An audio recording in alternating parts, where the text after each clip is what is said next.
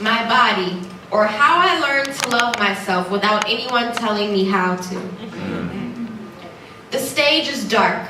Rows of orange tube lights come on above the stage, and bright yellow lights at the foot of the stage pulse softly.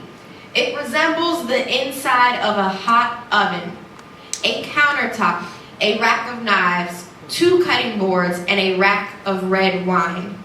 Castor is cutting something large on a cutting board that cannot be seen.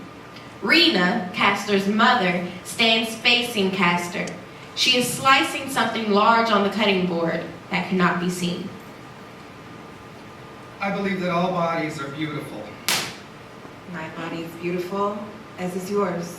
There are people who will tell me that I am wrong, that some bodies are not beautiful, that there is a hierarchy of these bodies. In a pyramid, there is a cookbook of them drafted in a paper mill in a faraway place that looks like home.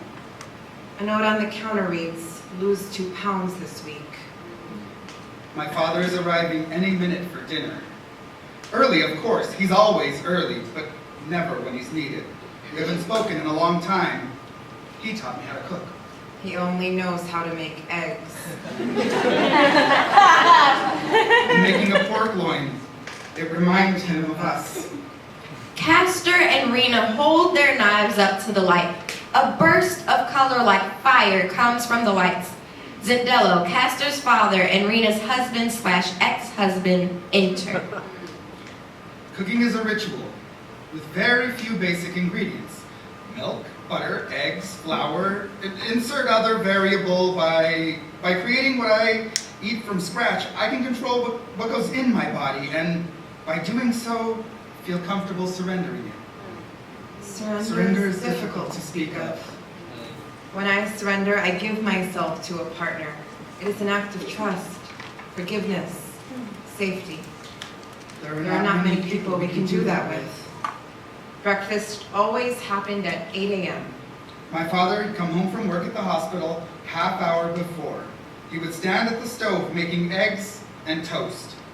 He would hawk spit against my mother into the eggs. He would sweat into the pepper.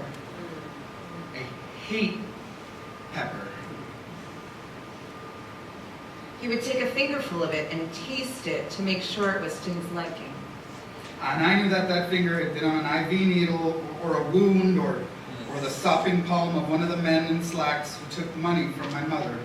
He would turn off the stove, take heaps with his claws, lay them like maggots on my plate while we sat across from each other. He would speak of the rules of my mother's body. And of my mind. Her audacity to bribe him, stealing me away from him, softening my gaze, my face, puffing my cheeks, puffing my belly.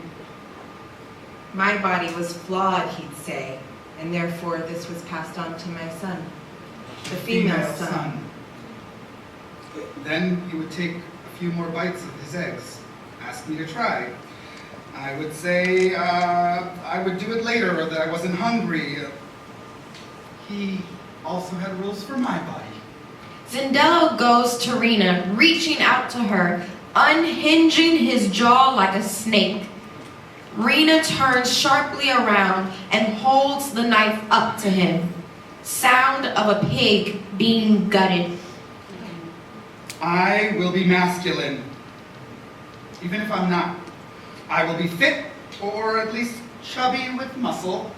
And if I'm not, I'll seek to change it. I will eat food that is large, but I will be small. I will be straight, and if I am not straight, I will act straight.